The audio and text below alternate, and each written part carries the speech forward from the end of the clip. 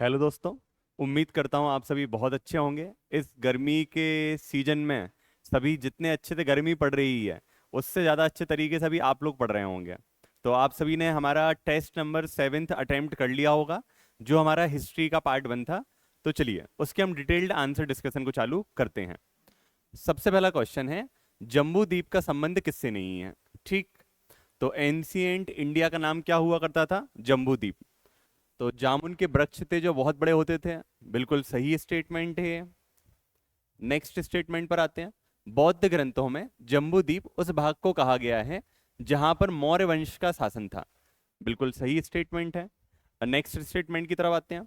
Asia के अधिकांश भूभाग को जम्बूद्वीप कहा गया है। बिल्कुल सही है। आते हैं ऑप्शन नंबर डी की तरफ। जम्बूद्वीप का सर्वप्रथम वर्णन।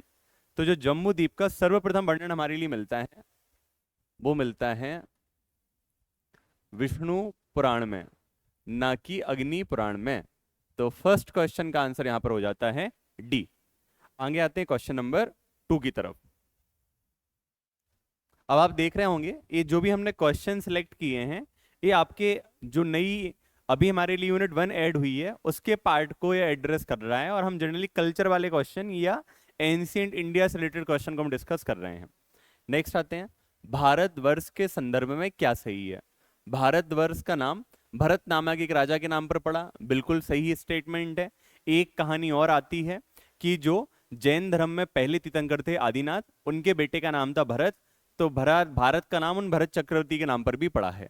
नेक्स्ट आते हैं, भारतवर्ष का सर्वप्रथम first written evidence of Bharatvarsha. A Boghazkoi inscription में नहीं, बल्कि आपने नाम सुना होगा, उड़ीसा के पास एक जगह है जिसका नाम है हाथी गुम्फा। तो बेसिकली ये हाथी गुम्फा इंस्क्रिप्शन में अभिलेख में मिलता है। नेक्स्ट आते हैं, ग्रीक्स ने इंडिया के लिए, भारतवर्ष के लिए इंडिया शब्द का प्रयोग किया। बिल्कुल सही है। फोर्थ स्टेटमेंट को देखते हैं। तो यहाँ पे हमारा स्टेटमेंट नंबर 2 गलत हो चुका था, तो हमने एलिमिनेट किया, सिर्फ एक ही एलिमिनेट हो पाया है। अब आते हैं स्टेटमेंट नंबर 4 की तरफ। हिंद या हिंदुस्तान नाम का फर्स्ट टाइम यूज नहीं।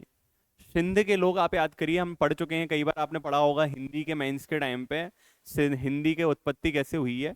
तो जो पहली बार हिंद नाम यूज किया था वो किया था फारस के लोगों ने, जिसको इंग्लिश में हम बोलते हैं पर्सियन, करंट वाला ईरान इराक वाला एरिया। तो यहाँ पे स्टेटमेंट नंबर 1 और 3 हमारे सही हो जाते हैं। तो क्वेश्चन नंबर 2 का आंसर यहाँ पर हो जाता है हमारे लिए डी। नेक्स्ट आते हैं क्वेश्चन नंबर 3 की तरफ। भारतवर्ष, ये ना एक बहुत एंशियंट इंडियन कॉन्सेप्ट है जो बताता है कि भारत के साथ साथ बहुत सारी कल्चरल यूनिटी वाले पार्ट थे। तो इंडिया के जो भी नेबर्स हैं ना, उसमें से हम 2 को हटा दीजिए। एक हटा दीजिए मालदीव्स को और दूसरा हटा दीजिए चाइना को। तो बाकी सब हमारे क्या हो जाते हैं? भारतवर्ष। नेबर्स की हम जैसे इंडिया की बात करें, पाकिस्तान, अफगानिस्तान, उसके बाद नेपाल, भूटान, बांग्लादेश और श्रीलंका।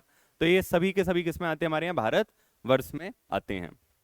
नेक्स्ट आते हैं क्वेश्चन नंबर 4 की तरफ।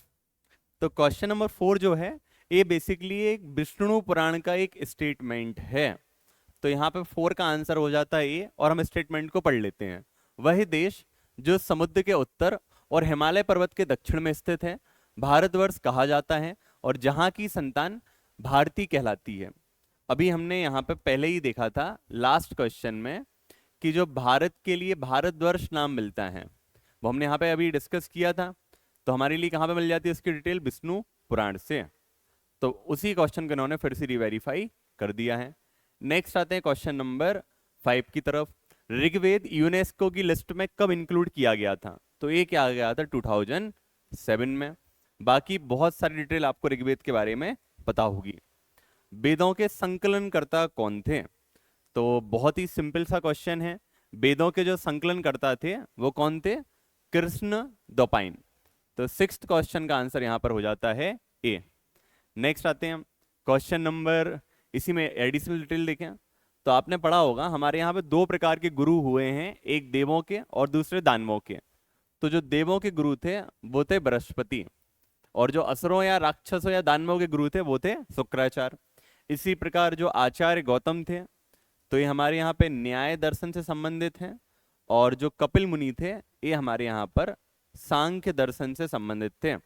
आपने एक षड दर्शन की अवधारणा सुनी होगी, ये दोनों फैक्ट उसी से लिंक हो जाते हैं। नेक्स्ट आते हैं क्वेश्चन नंबर 7 की तरफ।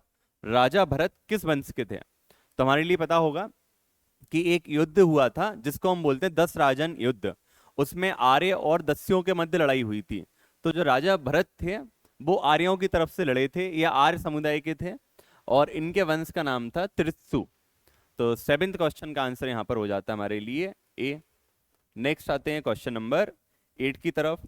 वही कहानी हमारी कंटिन्यू चल रही, 10 राजन युद्ध के रिलेटेड आ रही है। तो यह भारत कबीले के राजा सुदास और 10 जनों आर्य और अनार्य के मध्य हुआ था। तो पहला स्टेटमेंट हमारा एकदम सही है। अब यहां पे हमें एक दो चीजें याद रखनी है, ठीक है। सेकंड, सुदास के पुरोहित नहीं, विश्वामित्र नहीं थे, ये थे ऋषि वशिष्ठ। तो सेकंड स्टेटमेंट यहां पे हमारा गलत हो जाता है। एलिमिनेट करना चालू करते हैं, तो हमारे अब सिर्फ दो ही ऑप्शन बचते हैं। थर्ड क्वेश्चन स्टेटमेंट पर आते हैं। यह युद्ध झेलम, ये भी गलत हो जाता है, हम सभी को पता है ये रावी नदी के किनारे हुआ था। तो स्टेटमेंट नंबर थर्ड को भी गलत किया, तो आंसर हो जाता है यहां पर हमारी आंसर सी। अब यहां पे एक चीज ध्यान रखिएगा, जैसे राजा सुदास के पुरोहित जो कौन थे, वो थे वशिष्ठ, वैसे ही आर्य और जो अनार्य थे उनके जो पुरोहित थे वो कौन थे, विश्वामित्र। बाकी आपने महाभारत के समय कहानी पढ़ी होगी विश्वामित्र के बारे में, वशिष्ठ के बारे में, तो आपको इन डिटेल में बहुत सारी चीजें ऑलरेडी पता होंगी। आगे आते हैं क्वेश्चन नंबर 9 की तरफ। गायत्री मंत्र सभी को पता है कि ये ऋग्वेद के तीसरे मंडल के 7वें सूक्त का 10वां मंत्र है, जो कि भगवान सूर्य को समर्पित किया गया होगा। और यहाँ पर डिस्कशन देखने वाला शायद ही कोई ऐसा होगा जिसके मंत्र ना आता होगा, या जिसने अपने जीवन में इस मंत्र का पाठ नहीं किया होगा। चलिए क्वेश्चन नंबर 10 की तरफ बढ़ते हैं। निम्नलिखित में से सही सुमेलित नहीं है। हम पहले भी डिस्कस कर चुके हैं, जहां भी लिखा है सही सुमेलित नहीं है, इसका मतलब 3 करेक्ट है और 1 इनकरेक्ट है, और हमें इसी एक इनकरेक्ट को ढूंढना है। तो शूद्र का सर्वप्रथम वर्णन पुरुष सूक्त बिल्कुल सही, अस्तोमा सदगमय ऋग्वेद, लेकिन जब इसके साथ तमसोमा ज्योतिर्गमय आएगा तो भी हम आगे क्वेश्चन में समझेंगे वो किस ग्रंथ से लिया गया है। रोग निवारण अथर्ववेद बिल्कुल सही। सोम का वर्णन, तो जनरली एक मिसकंसेप्शन हमारे यहाँ फैलाया गया है कि जो सोम है वो एक एल्कोहलिक ड्रिंक है, जबकि सोम बिल्कुल भी एल्कोहलिक ड्रिंक नहीं था। एक वो पौधों से मिलने वाला पेय पदार्थ हुआ करता था, जिसको जनरली राजा लोग यज्ञ के पहले पीते थे, ठीक है। तो इसका वर्णन 8वें मंडल में नहीं है, इसका वर्णन है 9th मंडल में। तो 8th की जगह इसका आंसर हो जाएगा 9th। क्वेश्चन नंबर 11 को देखते हैं। सही सुमेलित कीजिए। तो यहां पे एक तरफ दिए गए हैं हमारे लिए वेद, और दूसरी तरफ उन वेदों के ब्राह्मण। तो सबसे पहले हमारे लिए दिया ऋग्वेद, तो हम सभी जानते हैं ऋग्वेद का कौन सा होता है, कौशिकती। तो सबसे पहले आ चुका है 2, मैच किया, ऑप्शंस होते गए एलिमिनेट, आंसर क्या हो चुका है सी।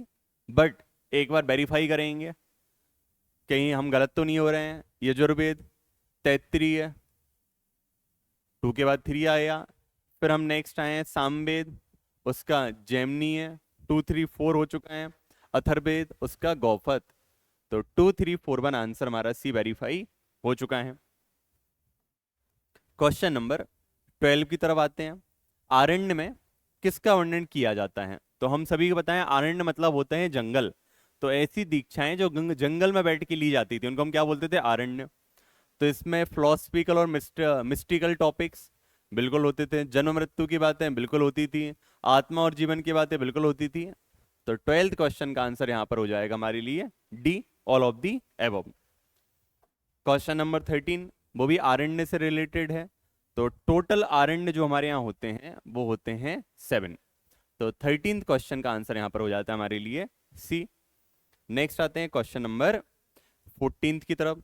ब्राह्मण ग्रंथ, तो हम सभी को पता है कि जो ब्राह्मण ग्रंथ होते थे वो हमारे गद्य रचना के फॉर्म में होती थी, वो पोइट्री ना होके प्रोस हुआ करते थे। तो 14th क्वेश्चन का आंसर यहां पर हो जाएगा हमारे लिए बी। नेक्स्ट आते हैं क्वेश्चन नंबर 15 की तरफ। भारतीय दर्शन की अद्वैत विचारधारा। अब जब भी हम बात करते हैं ना द्वैत, तो द्वैत का मतलब होता है डिवीजन या टू, बट जब भी हम बोलते हैं अद्वैत मतलब डिवाइड नहीं हुआ है, इसका मतलब हम बोल रहे हैं आत्मा और परमात्मा दोनों क्या हैं, एक ही हैं, या जो हम हैं हम डायरेक्टली किससे कनेक्ट हैं, ईश्वर से ही कनेक्ट हैं, तो उसको हम बोलते हैं अद्वैत। तो इसका वर्णन ऋग्वेद के किस मंडल से, तो ए माना जाता है ऋग्वेद के पुरुष सूक्त से। तो 15th क्वेश्चन का आंसर यहां पर हो जाएगा ए। Question number 16 Ayurveda. पता होगा हमारे इंडिया का जो एंशिएंट मेडिसिन सिस्टम है या जो चिकित्सा पद्धति है वो है आयुर्वेद, और इसके जनक भी पता है भगवान धन्वंतरी। ठीक है, आपको पता होगा दिवाली के आसपास एक पर्टिकुलर दिन होता है जब आप भगवान धन्वंतरी की पूजा करते हो। तो जो आयुर्वेद है वो हमारे यहाँ पे आप खुद ही लॉजिक लगाइएगा कि भारतीय दर्शन जो है ना वो कितना अधिक लॉजिक पे बना हुआ है। तो लोगों के साथ ना जो सबसे पहली चीज होती है वो होती बीमारी।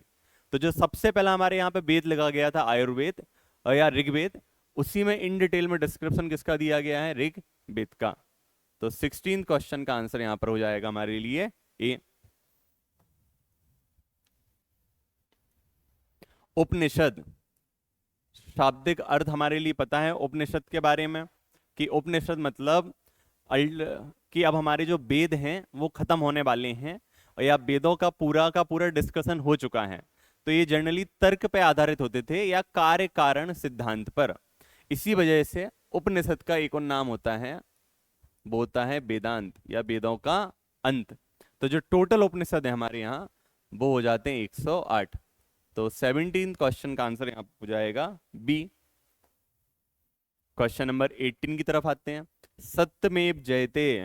तो सभी को पता होगा जो भारत सरकार का या जो भारत का प्रतीक चिन्ह है, तो उसमें 4 सिंह होते हैं जो कि सारनाथ के अशोक स्तंभ से लिए गए हैं, और उसके नीचे क्या लिखा होता है हमारे यहाँ पे, हमारे भारत का ध्येय वाक्य सत्यमेव जयते, जिसे हमने लिया है मुंडकोपनिषद या मुंडक उपनिषद से।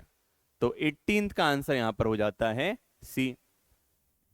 Next question number 19। अब आपको पता होगा कि हमारे भारत में जो पद्धति है वो कितनी अधिक रिच है कि हमने ना हर चीज के लिए सेगमेंटेड किया है, हर चीज को हमने डिवाइड किया है। तो हमारे यहाँ पे जो चारों वेद हुए हैं, हर वेद का उच्चारण करने वाले अलग अलग ऋषि मुनि होते थे। तो जो पहला वेद है हमारा ऋग्वेद, उसके उच्चारण करने वाले ऋषि को हम बोलते थे होता। क्या बोलते थे उसको, होत्रा। उसके बाद ऋग्वेद की बात यदि हम बात करें तो अगला आता था सामवेद। तो जो सामवेद का उच्चारण करते थे उनको हम बोलते थे उद्गाता, या इन्हीं को हम बोला करते थे पंचविश। तो जो क्वेश्चन नंबर 19 है इसका आंसर हमारे लिए हो चुका है बी। सिमिलर बेस पे अधर्व्यू लिखा हुआ है। तो जो हमारे यहाँ पे यजुर्वेद पढ़ते थे उनको हम बोलते थे क्या, अधर्व्यू। और जो हमारे यहाँ पे अथर्ववेद का पाठन करते थे उनको हम बोलते थे ब्रह्मा।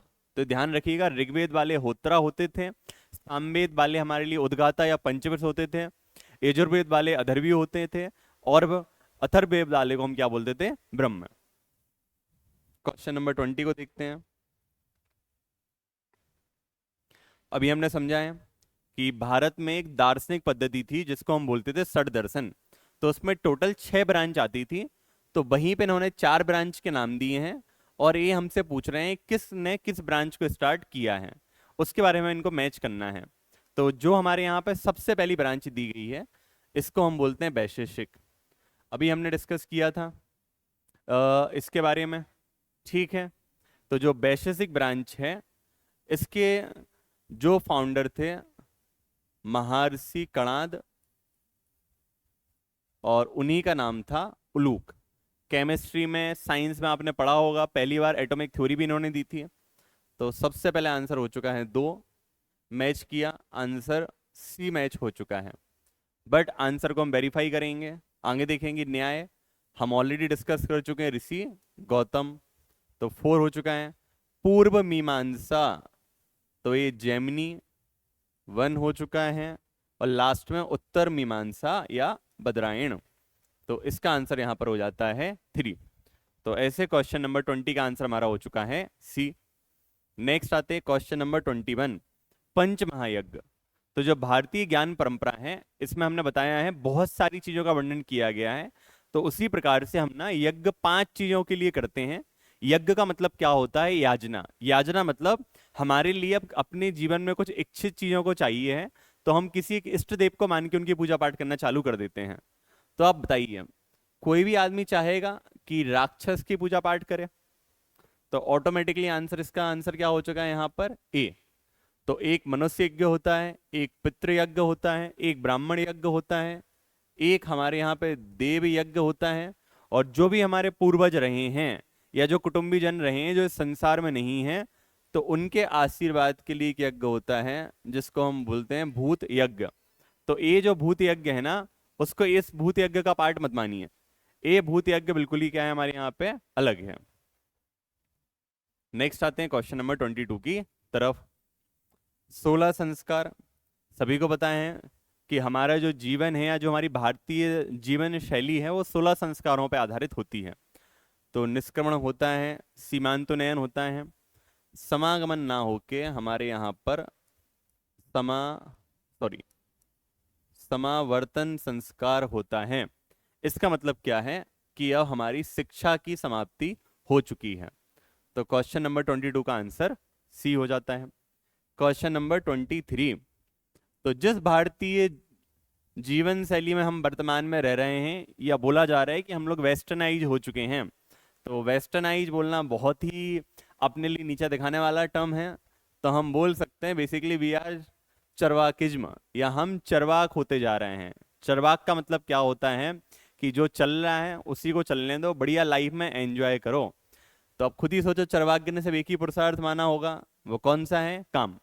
काम मतलब बेसिकली यहाँ पे लस्ट के सेंस में ना होकर उसके ब्रॉडर सेंस में है। तो कोई भी ऐसी चीज जो हमारी सेंसेस या इंद्रियों को प्लेजर देते हैं, वो सब किस में आते हैं? काम में। जैसे कि आजकल आप कोल्ड कॉफी पीते हो, तो वो भी किसका रूप माना जाएगा? काम के लिए। अब लेकिन ये बोलते हैं यदि आपको अपने काम की पुरुषार्थ को पूर्ण करना है, तो उसके लिए जरूरी क्या है? अर्थ या पैसा। तो इनके लिए एक सहायक पुरुषार्थ हो जाता है अर्थ, लेकिन मुख्य कौन है? सिर्फ और सिर्फ काम।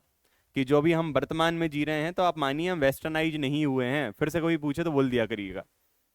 चलिए आते हैं क्वेश्चन नंबर 24 की तरफ। ऋतस्य गोपा।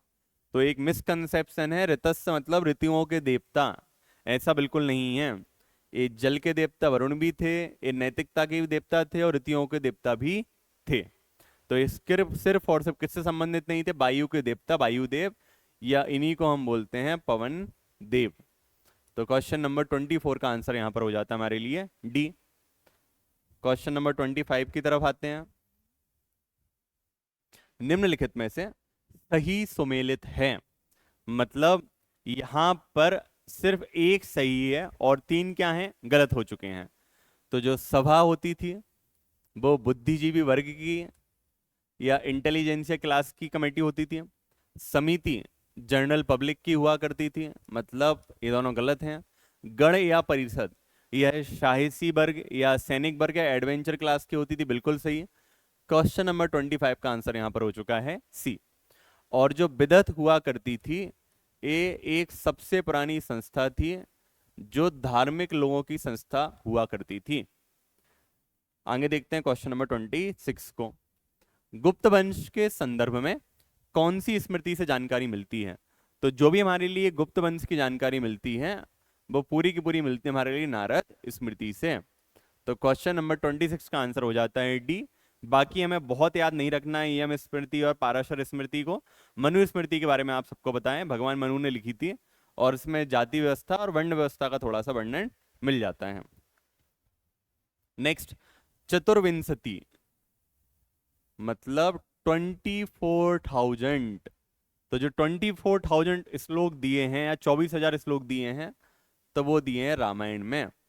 तो क्वेश्चन नंबर 24 का आंसर हो जाएगा, सॉरी 27 का आंसर हो जाएगा बी। लेकिन यदि क्वेश्चन बदल दिया जाए और यहां पे लिखा होता सहस्त्र संहिता, या विजय संहिता, मतलब 1 लाख श्लोक की बात हो रही है। तो आंसर हो जाता हमारे लिए फिर महाभारत।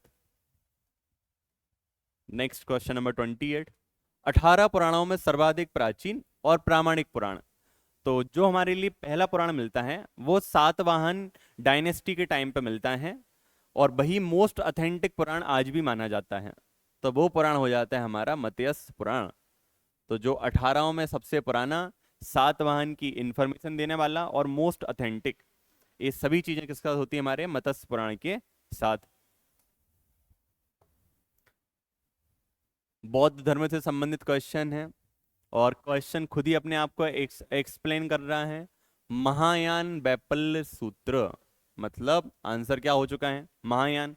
बहुत आपको डिटेल में पढ़ चुके होंगे आप लोग महायान, वज्रयान, हीनयान के बारे में।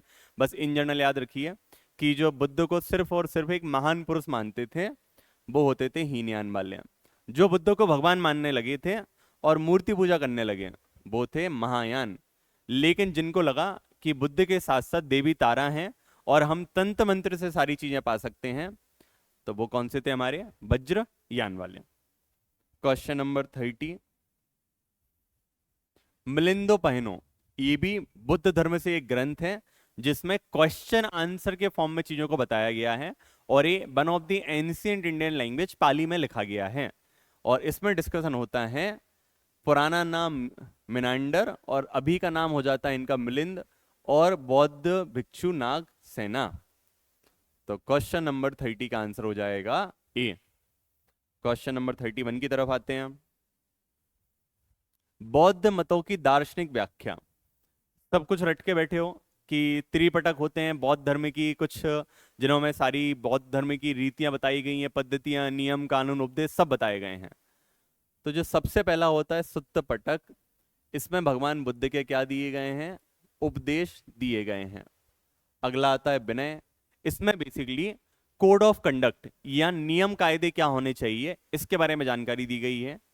अब लेकिन क्वेश्चन में पूछा है दार्शनिक व्याख्या, फिलोसफिकल इंटरप्रिटेशन। तो जो फिलोसफिकल इंटरप्रिटेशन है ए दी गई अभिधम्म पिटक। क्वेश्चन नंबर 31 का आंसर यहां पर हो जाएगा सी। आगे आते हैं क्वेश्चन नंबर 32 की तरफ। जैन साहित्य को किस नाम से जाना जाता है? तो सभी को पता होगा कि जैन धर्म का भी जो साहित्य है वो one of the ancient Indian language में लिखा गया है, जो कि होती है प्राकृतिक भाषा, और इसको हम बोलते हैं आगम साहित्य। नेक्स्ट आते हैं क्वेश्चन नंबर 33 की तरफ। निम्नलिखित में से कौन सा पुराण जैन साहित्य से संबंधित नहीं है? तो अभी हम पहले देख चुके हैं, अग्नि पुराण जैन साहित्य से संबंधित नहीं है। तो क्वेश्चन नंबर 33 का आंसर यहां पर हो जाता है बी। क्वेश्चन नंबर 34 की तरफ आते हैं। बौद्धकालीन महाजनपदों में कौन से दो गणतंत्र थे या रिपब्लिक? तो हम सभी को पता होगा भगवान बौद्ध और भगवान महावीर के टाइम पे इंडिया में दो टाइप के स्टेट हुआ करते थे। एक जो राजतंत्र थे या जहां पे मोनार्की थी, और दूसरे वो थे जहां गणतंत्र या हमारे यहाँ बेसिकली क्या था, रिपब्लिक थे। तो उस टाइम पे दो रिपब्लिक काफी फेमस थे, एक मल्ल और दूसरा बज्जी। तो इसका आंसर हो जाएगा 2, 3 और ए। Question number 35। श्वेतांबर संप्रदाय, लूसेंट में आप रट चुके होंगे, कहानी पढ़ चुके होंगे कि बेसिकली अकाल पड़ा था तो जैन धर्म में से कुछ लोग चले गए थे साउथ में और कुछ रह गए थे अपने नॉर्थ में। तो कुछ लोगों ने अपनी प्रैक्टिसेस को चेंज किया, तो जिन्होंने अपनी प्रैक्टिसेस को चेंज नहीं किया और ओरिजिनल चीज पर रखे रहे तो वो थे भद्रबाहु, और इनके संप्रदाय को बोलते हैं हम दिगंबर। और दूसरे वो थे जिन्होंने कुछ चेंजेस को अडॉप्ट कर लिया, मतलब जिन्होंने कपड़े पहनना चालू कर लिए, तो वो थे स्थूलभद्र, और इनका संप्रदाय था श्वेतांबर। तो यहां पर पूछा गया श्वेतांबर के बारे में, तो 35 का आंसर यहां पर हो जाएगा हमारे लिए बी। क्वेश्चन नंबर 36 की तरफ आते हैं। दिलवाड़ा के मंदिर, यदि आप राजस्थान के माउंट आबू घूमने गए होंगे तो आपने वहां पे मार्बल के बने हुए बहुत सुंदर जैन टेम्पल दिखे होंगे। तो इन्हें बनाया गया था एक राजा के महामंत्री विमल शाह के द्वारा, और ये संबंधित हैं जैन धर्म से। तो 36 का आंसर यहां पर हो जाएगा डी। Question number 37। बोधिसत्व बार बार पढ़ चुके हैं हम लोग, बोधिसत्व वो थे जो खुद मोक्ष जा सकते थे या निर्वाण को प्राप्त कर सकते थे, लेकिन आपके और मेरे कल्याण के लिए इन्होंने खुद को मोक्ष ना जाके ये आज भी धरती पर रुके हुए हैं और हमारी मदद कर रहे हैं कि हम लोग कहाँ जा पाए, मोक्ष जा पाए। तो इनका जो उल्लेख मिलता है या संबंध वो मिलता है महायान शाखा में। लॉजिक से आप खुद बता सकते हैं महायान में क्यों मिलता है, क्योंकि हमारे यहाँ हीनयान वाले आज भी बोलते हैं कि भगवान बुद्ध एक भगवान ना होके एक महापुरुष थे। मतलब वो निर्वाण जैसी अवस्था या देवत्व जैसी अवस्था को मानते ही नहीं है। क्वेश्चन नंबर 38 की तरफ आते हैं।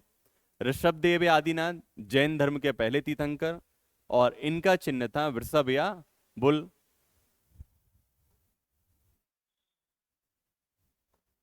अगला यहां पर दिया है सर्प। तो जो जैन धर्म के तीर्थंकर होते हैं पारसनाथ, ये उनका चिन्ह हो जाता है, इससे भगवान महावीर का चिन्ह हो जाता है। तो क्वेश्चन नंबर 38 का आंसर हो चुका है बी। क्वेश्चन नंबर 39 पर आते हैं। हमारे कर्मा के अकॉर्डिंग हमें रिजल्ट या फल कौन देता है, तो वो देते हैं जल के देवता वरुण। तो 39 का आंसर हो जाता है यहां पर बी। क्वेश्चन नंबर 40, प्रमुख रूप से कर्म के सिद्धांत। तो बार बार देखिए यहां पर बोला जा रहा है प्रिंसिपल ऑफ कर्मा, और हमारे यहाँ भी बार बार बोला जाता है कर्म अच्छे करो, फल की चिंता मत करो, या कर्म अच्छे होंगे तभी आपके साथ रिजल्ट भी क्या होगा, अच्छा होगा, या अच्छे कर्म करोगे तो जीवन में हमेशा क्या होता है, अच्छा ही होता है। तो इसका वर्णन सबसे पहले मिलता है हमारे लिए कहाँ पे, भगवत गीता में, जहां पे भगवान श्री कृष्ण ने अर्जुन को समझाया था कि युद्ध को लड़ो और युद्ध में किस प्रकार का अब तुम आगे आचरण रखो। क्वेश्चन नंबर 41, कौन सा ऋण नहीं है। ये जो ऋण है ना, ये बेसिकली हमारा इकोनॉमी वाला ऋण नहीं है। तो हमारे यहाँ पे 3 प्रकार के ऋण माने जाते हैं। टोटल कितने प्रकार के ऋण माने जाते हैं, 3 प्रकार के।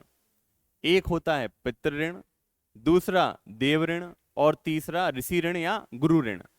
भूत ऋण जैसा कुछ भी नहीं होता है। हम लोग पितरों को अर्पण करके जो करते हैं बेसिकली वो पितृ ऋण का भाग होता है। पितृ ऋण मतलब कि जो भी आपके पूर्वज हैं, जो भी आपकी मेल लीनिएज है, हमें उनका कर्ज चुकाना है। देव ऋण मतलब जो भी हमारा धर्म है या जो हमारे भगवान है, हमें उनका ऋण चुकाना है। ऋषि ऋण मतलब जो भी आपके टीचर्स हैं, हमें हमेशा उनके लिए क्या रहना है, ग्रेटफुल रहना है। नेक्स्ट क्वेश्चन नंबर 42 की तरफ आते हैं। ऋग्वेद युग में सर्वाधिक प्राचीन संस्था, अभी हमने डिस्कस किया था। सबसे पहले लोग किसके बारे में बात करेंगे, हमेशा धर्म की बातें होती हैं। जब भी किसी समाज की स्थापना होती है तो धर्म के आधार पर ही होती है। तो धर्म वाली संस्था कौन सी थी, विदत। तो यहाँ पे 42 का आंसर हो जाएगा यहाँ पर सी। आगे आते हैं क्वेश्चन नंबर 43 की तरफ। ऋग्वेद में उल्लेखित कुल 25 नदियों में सभी रटा रटाया फैक्ट हैं। जो भी ऋग्वेद में नदियां हैं उनमें सबसे इंपॉर्टेंट रिवर थी इंडस या सिंधु। तो 43 का आंसर यहां पर हो जाता है C. Question number 44, prose and verse style, पद्य और गद्य दोनों शैलियों में।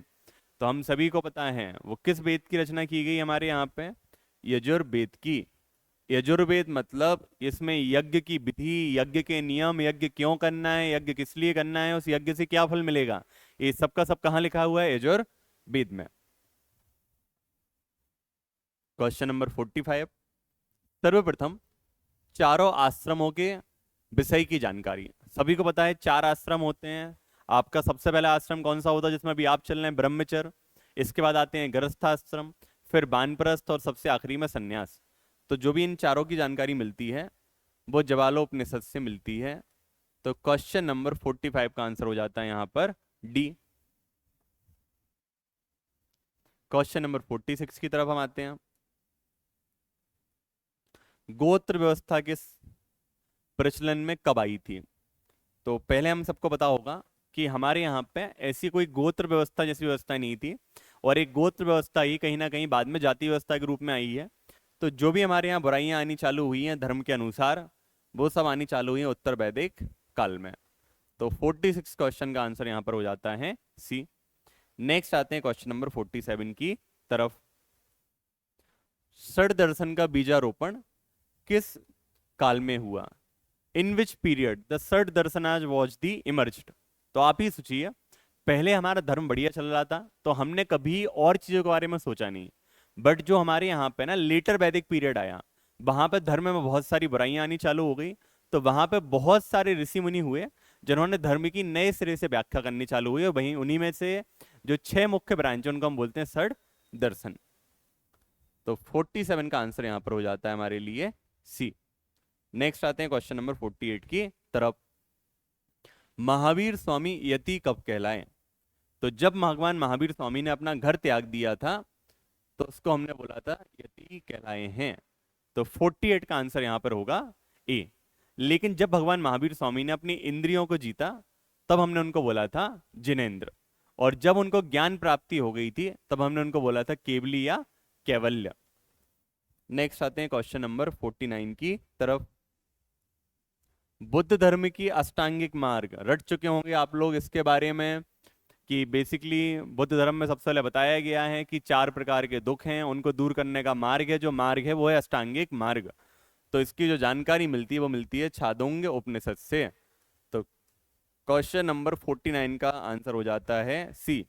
जैसे अभी हमारे लिए भी 4 प्रकार के दुख चल रहे हैं। पहला दुख प्री है, अगला दुख मेंस है, उसके बाद इंटरव्यू है, और उसके बाद फाइनल पोस्टिंग किस जगह पे मिल रही है।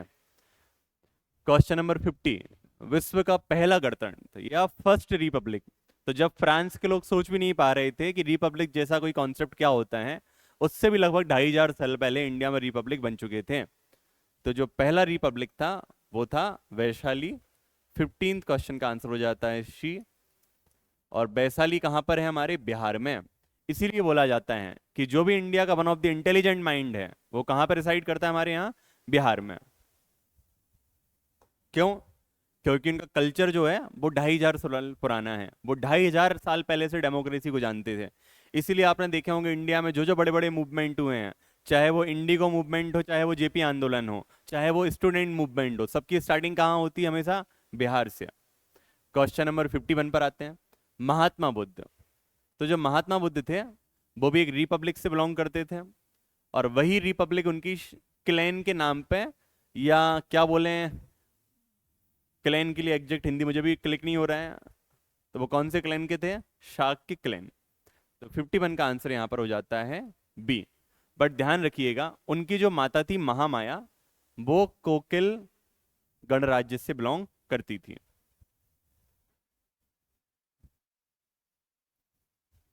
क्वेश्चन नंबर 52, वैदिक काल में मीडियम ऑफ एक्सचेंज या विनिमय, तो सभी को पता है पूरा का पूरा वैदिक काल किस पे बेस्ड था? काऊ या गाय पर। तो मीडियम ऑफ एक्सचेंज भी क्या हुआ करती थी? काऊ। तो 52 का आंसर यहां पर हो जाता है सी।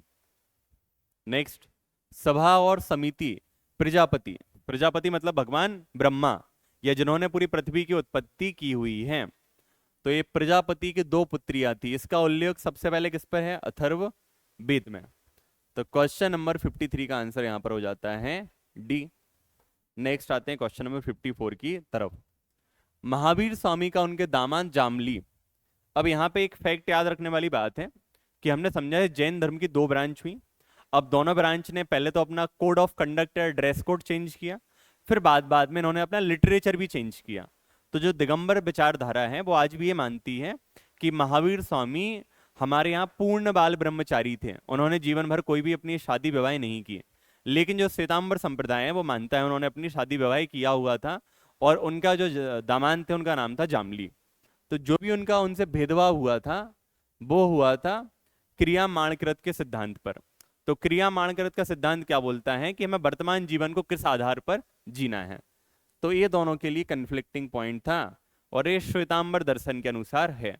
तो क्वेश्चन नंबर 54 का आंसर यहां पर हो जाता है हमारे लिए डी। क्वेश्चन नंबर 55, बौद्ध मठों में स्त्रियों के प्रवेश पर किसने कहा था कि अब बौद्ध धर्म 500 वर्ष? बिल्कुल सही बात थी। ये महात्मा गौतम बुद्ध ने बोला था। उनके शिष्य थे जो आनंद, वो काफी पीछे पड़े हुए थे कि सिर्फ पुरुषों के लिए क्यों मोक्ष का रास्ता मिले, महिलाएं भी मोक्ष जाने के बराबर की हकदार हैं। आखिर महिलाएं मोक्ष क्यों नहीं जा सकती हैं? तो भगवान बुद्ध ने उनको कई बार समझाया, जब भी महिला और पुरुष एक साथ रहेंगे तो वहां पर आदमी के अंदर व्यसन की उत्पत्ति हो सकती है, फीलिंग ऑफ लस्ट हमेशा बढ़ेगी, तो जो अल्टीमेटली रिलीजन को खत्म कर देगी। तो ए वाला स्टेटमेंट बिलोंग करता है महात्मा बुद्ध से। तो क्वेश्चन नंबर 55 का आंसर हो जाता है यहाँ पर सी।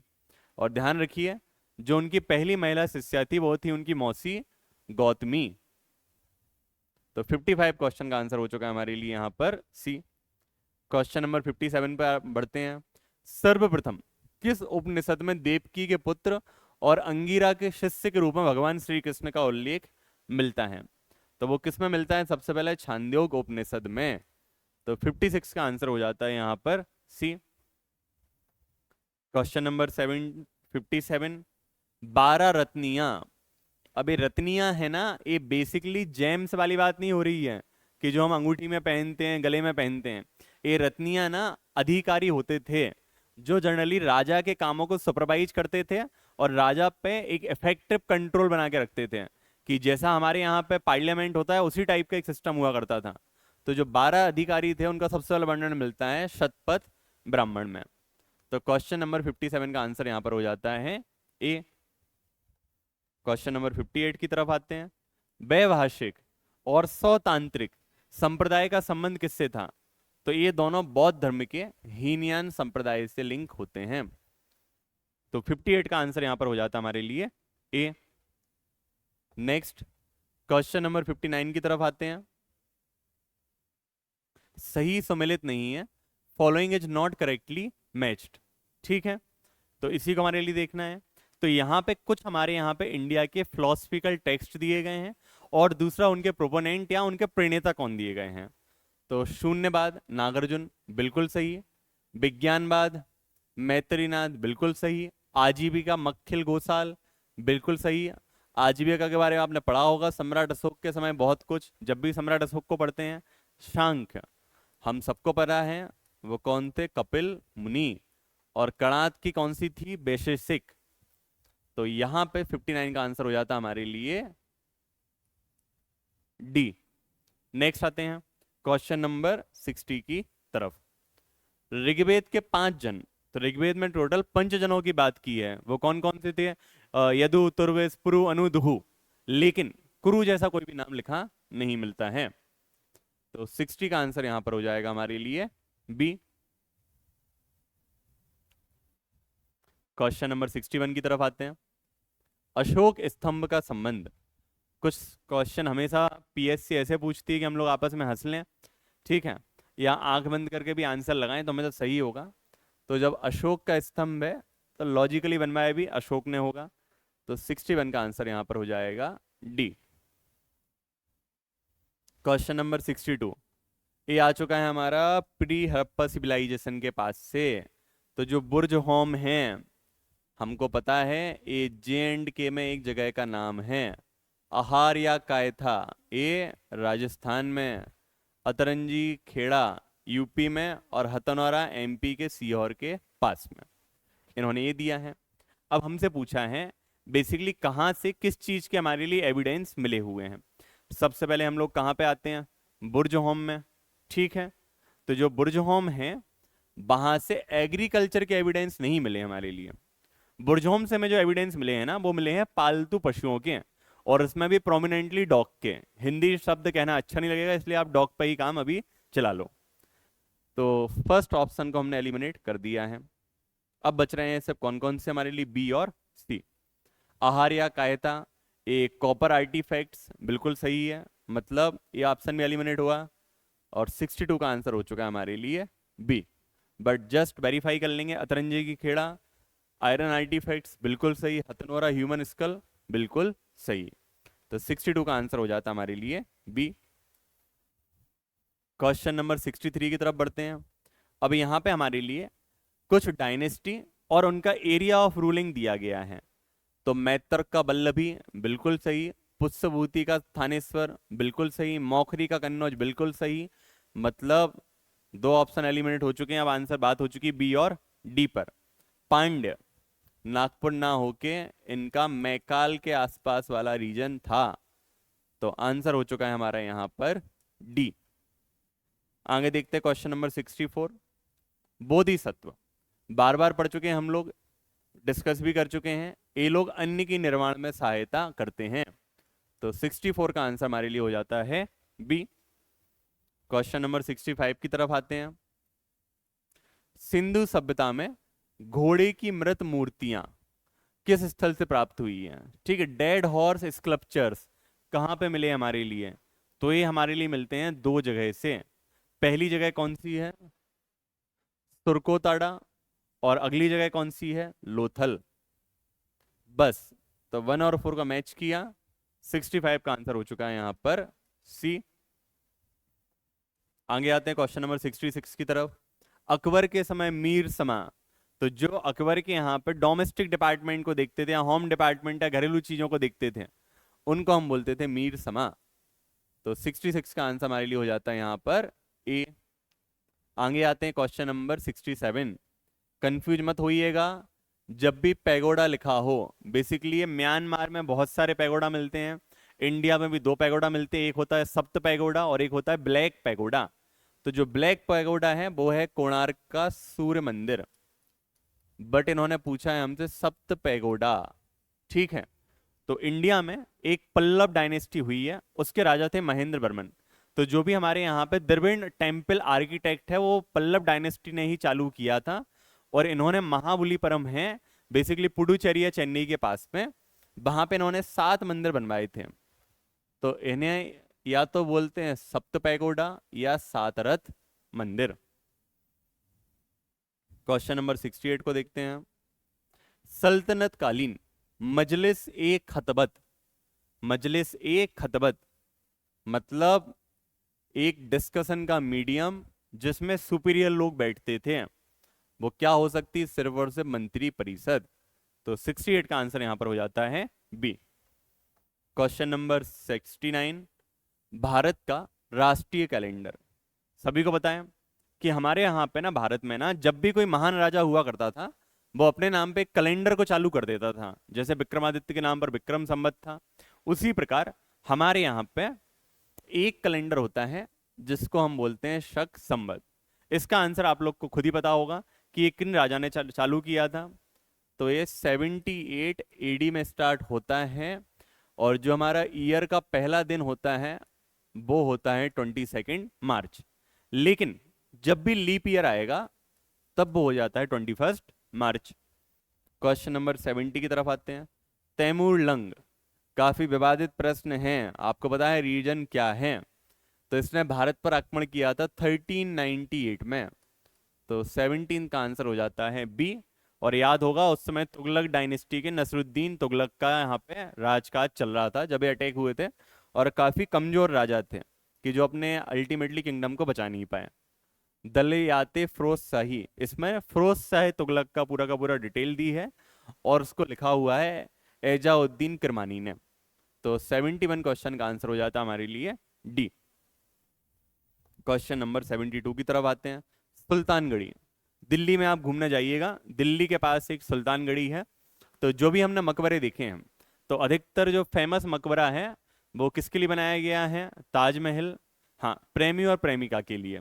कुछ मकबरे ऐसे हैं जो अपने बेटे ने बाप के लिए बनाए हैं, लेकिन इकलौता ऐसा मकबरा है जहां अपने पिता ने अपने एक प्रिय पुत्र के लिए बनाया था। तो जब इल्तुतमिश के बेटे की मौत हुई थी तो उसने दिल्ली के पास अपने बेटे के लिए एक मकबरा बनवाया था जिसको हम बोलते हैं सुल्तानगढ़ी। तो 72 का आंसर हमारे लिए हो जाता है यहां पर ए। चलिए आगे आते हैं क्वेश्चन नंबर 73 की तरफ। हर्ष चरित्र, पता होगा आपने सभी ने को हर्ष चरित्र किसने लिखी है? उन्हीं के नाम पे एमपी में एक डैम भी है शहडोल के पास। तो हर्ष चरित्र में जो प्रोविंशियल रूरल थे, प्रांतीय शासक, उनके लिए नाम दिया गया था लोकपाल। तो 73 का आंसर हो जाता है हमारे लिए सी। क्वेश्चन नंबर 75 की तरफ आते हैं।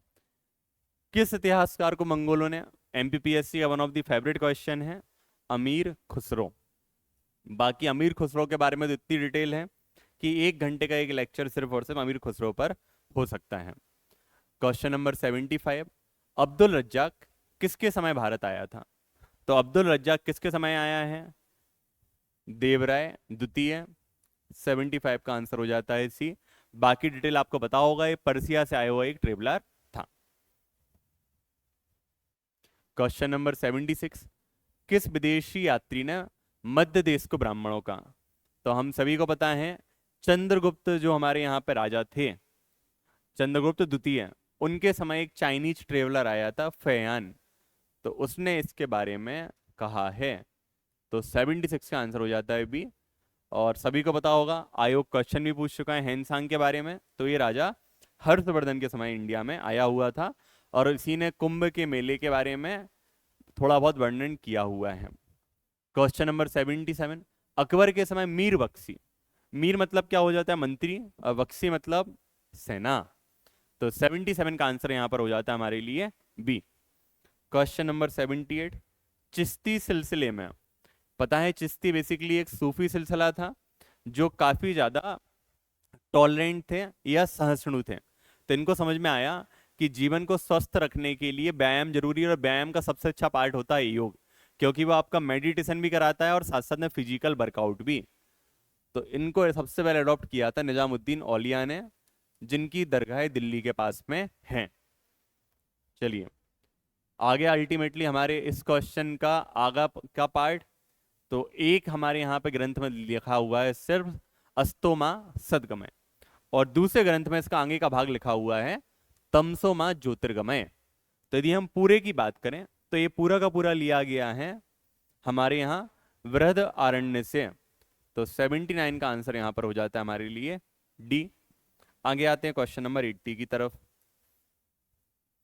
चंदावर का युद्ध कब और कब, पता है एक मूवी भी आ चुकी है, सभी ने कहानी सुनी होगी। जब भी हमारे यहाँ कोई भी आज धोखा देता है उसको हम जयचंद कहा जाता है, ठीक है, बिल्कुल सही आंसर इसका सी। तो सबसे पहले पृथ्वीराज चौहान को धोखा दिया था किसने, जयचंद ने।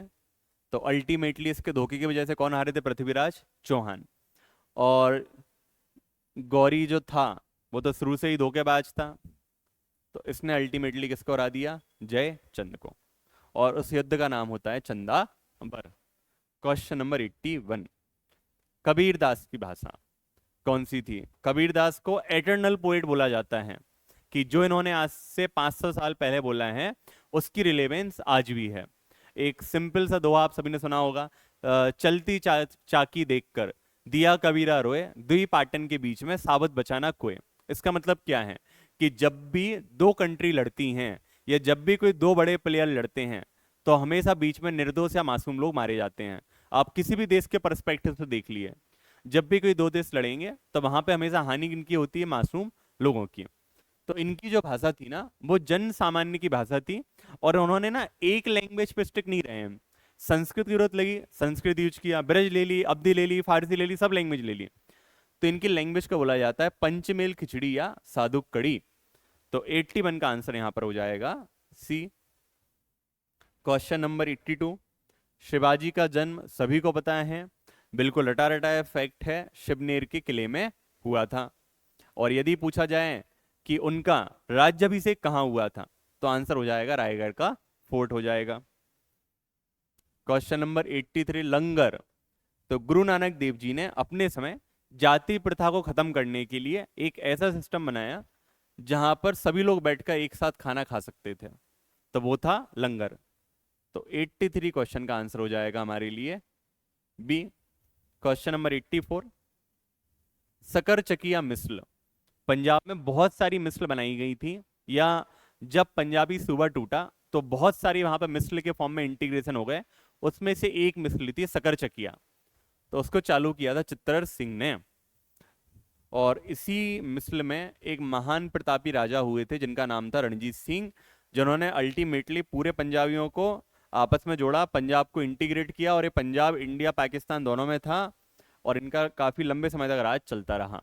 बाबर का पूरा नाम सभी को पता है, जहीरुद्दीन बाबर, और जो 85 का आंसर हो जाता हमारे लिए बी। और जो बाबर का जन्म हुआ था वो हुआ था उज्बेकिस्तान में एक जगह है। कलबेलिया काफी प्रसिद्ध राजस्थानी नृत्य है, 86 का आंसर हो जाता है बी।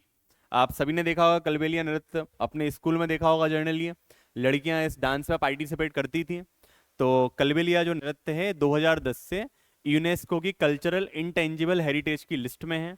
यहाँ पे काले कपड़े पहने जाते हैं और लोग जनरली सांप के जैसा डांस करते हैं, या सांप को कॉपी करने का ट्राई करते हैं। विजयनगर साम्राज्य में वीर पांचाल। अब यहाँ पे ना इस वीर से कंफ्यूज नहीं होना है। ये वीर ना लड़ाई करने वाले वीर नहीं थे, ये बेसिकली चेट्टी के पार्ट थे। चेट्टी क्या होते थे?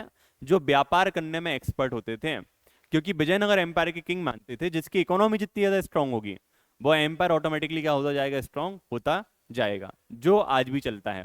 जिस कंट्री की इकोनॉमी जितनी स्ट्रांग है वो कंट्री उतनी ज्यादा पावरफुल है। एग्जाम्पल हम देख सकते हैं चाइना। पिछले 20 साल में उन्होंने जितना अपनी इकोनॉमी को स्ट्रांग किया, ऑटोमेटिकली वो भी वहां पे स्ट्रांग होते गए। इसीलिए गए विजयनगर एम्पायर में व्यापारियों को भी हम बोलते थे वीर पांचाल। क्वेश्चन नंबर 88 पर आते हैं। परिशिष्ट पर्वन कल्चर का क्वेश्चन हो जाता है। तो एक जैन संत हुए हैं या एक जैन लेखक हुए हैं जिनका नाम है हेमचंद्र। ये उनकी बुक है, या संस्कृत में लिखा हुआ है महाकाव्य है जिसको 12वीं शताब्दी में लिखा था, और उसमें जैन इतिहास के बारे में बताया गया है। क्वेश्चन नंबर 89 की तरफ आते हैं। किस मुगल सम्राट ने, तो एक कहानी सभी को बस जानने की बात है कि आखिर अकबर ने इलाहाबाद का नाम प्रयाग से इलाहाबाद क्यों किया था।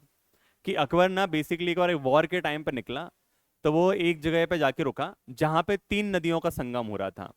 तो अकबर को समझ में आया यदि मैंने इस पॉइंट को कैप्चर कर लिया तो एक बहुत ही स्ट्रेटेजिक लोकेशन मिल जाएगी। जब उसने उस जगह की हिस्ट्री को पढ़ना चालू किया अकबर ने, तो उसे भगवान राम के बारे में इंफॉर्मेशन मिली और पता चला कि भगवान राम का भी एक बहुत मजबूत किला इसी एरिया के आसपास हुआ करता था।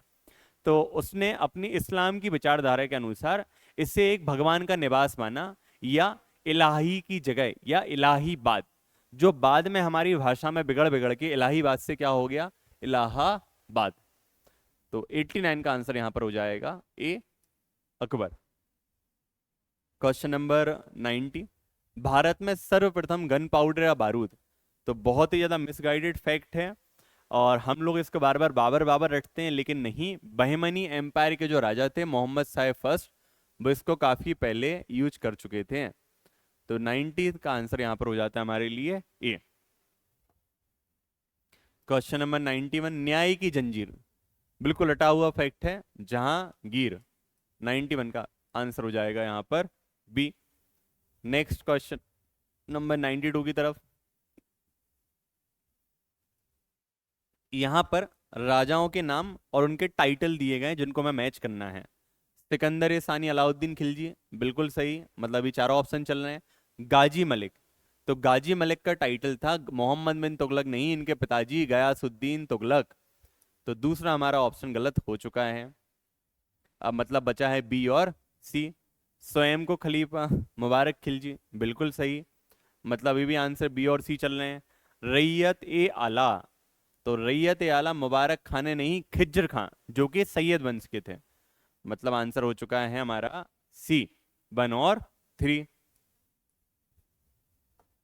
नेक्स्ट आते हैं क्वेश्चन नंबर 93 पर। फिरोज शाह तुगलक द्वारा स्थापित दीवाने इस्तेहाक, तो दीवाने इस्तेहाक जो था वो बेसिकली एक पेंशन डिपार्टमेंट हुआ करता था। 63 का आंसर हो जाता है हमारे लिए बी। Question number 64। ए क्वेश्चन भी हमारे लिए एक बहुत अच्छी इंफॉर्मेशन दे रहे हैं। इन जनरल हम लोग मानते हैं कि बाबर पहली बार इंडिया में आया था और उसने इब्राहिम लोदी से लड़ा था, वो भी उसके चाचा और महाराणा सांगा के कहने पर। ऐसा नहीं है, बाबर इसके पहले इंडिया आ चुका था अपने 2000 घुड़सवारों के साथ और इंडिया को देख चुका था। तो उसने पहली बार एक पंजाब, जो इंडिया वाला पंजाब नहीं, पाकिस्तान वाला पंजाब है, नॉर्थ वेस्टर्न फ्रंटियर प्रोविंस के पास वाला, वहां पे उसने एक ट्राइब पर अटैक किया था, बाजौर और भेरा जगह पर। तो 94 का आंसर हो जाता है यहां पर ए। Question number 95। अकबर को किस राजपूत राज्य से, रटा हुआ क्वेश्चन है, नींद में भी इसका आंसर दे सकते हैं, महाराणा प्रताप मतलब मेवाड़। 95 का आंसर हो जाता है यहां पर A. Question number 96। Amuktamalyada Krishnadeva Raya की एक रचना थी। 96 का आंसर है हमारे लिए ए। Question number 97। मथुरा का केशव मंदिर ए औरंगजेब ने तोड़वा दिया था। तो 97 का आंसर हमारे लिए होगा यहां पर डी। लास्ट 3 क्वेश्चन बचे हुए हैं। Question number 98। ज्ञानवापी मस्जिद काफी चर्चा का विषय है, सभी को इसके बारे में पता है। ये काशी या फिर वाराणसी या बनारस में स्थित है। तो 98 का आंसर होगा हमारे लिए यहाँ पर सी।